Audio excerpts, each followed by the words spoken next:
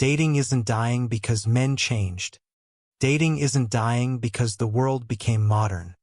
Dating is dying for one reason that almost no one is brave enough to say out loud. Women don't want partnership anymore, they want worship. Before we go deeper, hit subscribe and like the video. Somewhere along the line, relationships stopped being a union of two people walking side by side, and became a stage where one person demands constant admiration, validation, attention, and emotional labor, while giving almost none in return. Modern dating has turned into a marketplace where men apply for the role of servants, not partners. And the more desperate the world becomes for connection, the tighter women grip the desire not to love, but to be adored. This shift didn't happen overnight. It was engineered slowly, quietly, psychologically, through culture, media, and social algorithms that reward attention-seeking and punish humility. Women learned that worship is easier than partnership. Worship doesn't require reciprocity. Worship doesn't require accountability. Worship doesn't require self-reflection. Worship means one person stays the center of the universe, and the other orbits them like a sunburned moon. And men tolerated it. First, because men are conditioned from birth to earn their value, to pursue, to prove, to provide. But somewhere along the way, the dynamic mutated. Men weren't just expected to show effort. They were expected to kneel. The modern woman doesn't ask, "Can we build together?" She asks, "Can you elevate me?" She doesn't say, "Let's grow as a team." She says, "Show me why I should allow you into my life." She doesn't seek balance. She seeks leverage. She seeks worship disguised as standards. Partnership used to be a negotiation. Today it is a performance, where the man's value is measured entirely by how much he pours into her ego. But here is the uncomfortable truth. No one who requires worship is capable of partnership. Because worship requires hierarchy, and hierarchy destroys intimacy. Modern women demand a man who is strong but never challenges them, confident but never disagrees, masculine but never asserts, successful but always available, protective but never dominant, emotionally open but never emotionally needy. They want a man who represents power but never exercises it. They want a lion who behaves like a house cat. Social media amplified this psychology. Every like, every DM, every compliment increases perceived female value while decreasing tolerance for male imperfection. The more attention a woman receives, the less she believes she must contribute. And the less she contributes, the more she expects devotion. Dating apps turned women into products in infinite supply, and men into contestants competing for a single swipe of approval. Partnership requires empathy. Worship requires entitlement. And entitlement has no end. A woman who wants partnership asks, "What can we build?" A woman who wants worship asks, "What can you offer that no other man can?" Partnership is mutual investment. Worship is an emotional tax. The modern woman's expectations rise while her contributions fall. Not because she is evil. Not because she is malicious.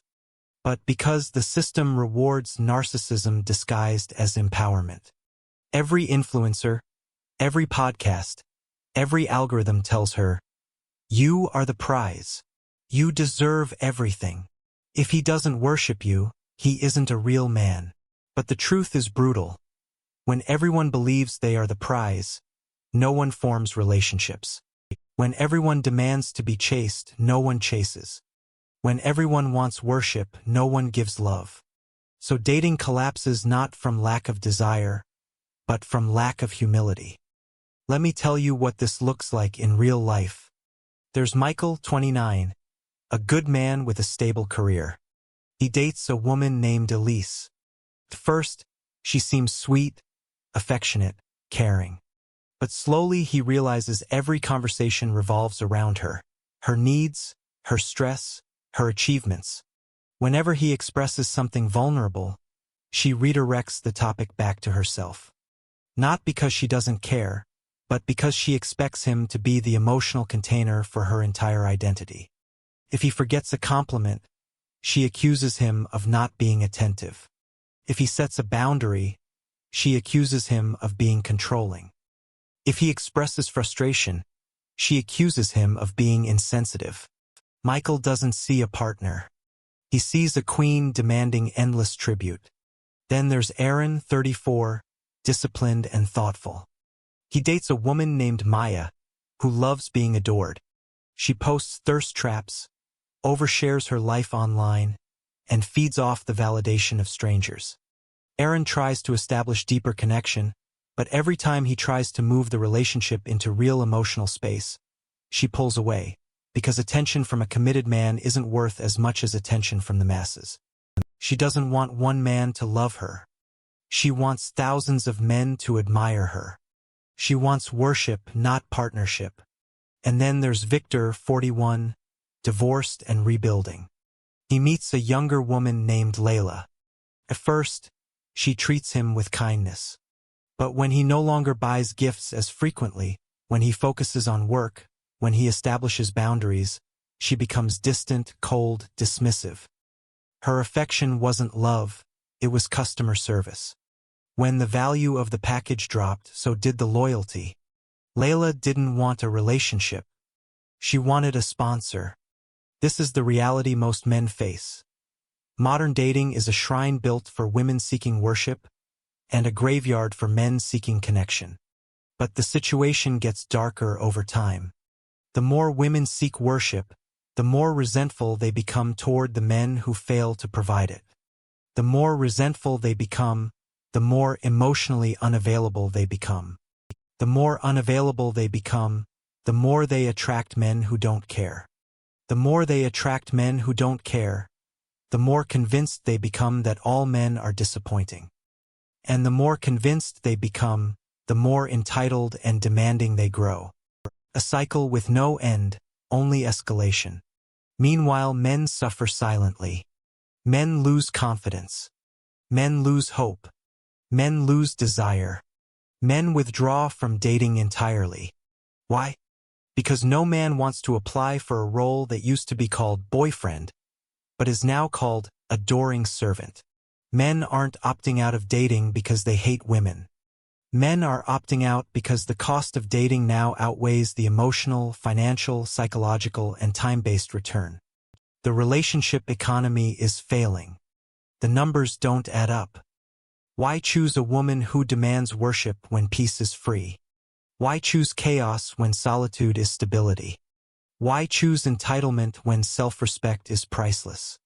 But here's where the truth becomes undeniable. The modern man isn't losing women. Women are losing men.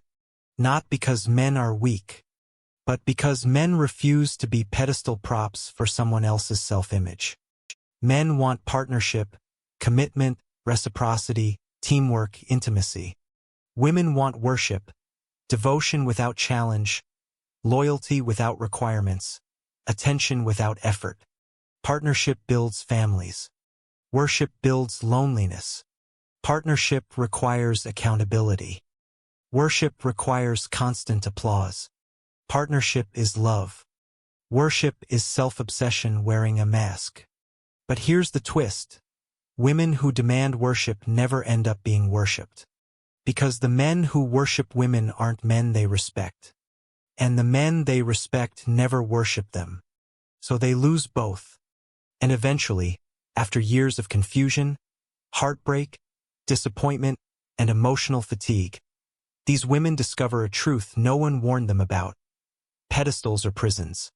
And queens without kings are just lonely girls wearing crowns made of expectations. But you, listening to this, are different. You're not confused. You're not lost. You're not scrambling for approval. You're not bending for validation. You are not one of the countless men trying to qualify for a woman who brings nothing but demands. You are awake. You see the shift. You see the entitlement. You see the emotional economy collapsing.